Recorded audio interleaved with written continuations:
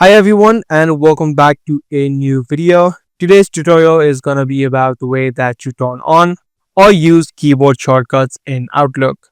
Now before you are able to use the keyboard shortcuts, you need to turn it on.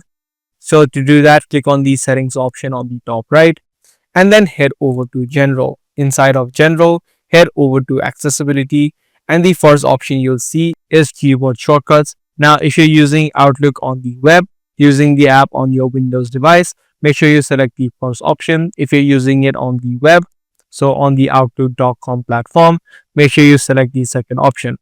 So depending upon what you're using, the shortcuts might be different. If you're on the Windows, click on it and then head over to the click here option, which is going to show you all of the shortcuts that you need to use. So you can just follow these shortcuts to whatever you're trying to do. So that was a quick tutorial on the way that you use keyboard shortcuts in Outlook. If this video helped, make sure you subscribe to this channel and also make sure to turn on the notifications so you get notified for more future videos.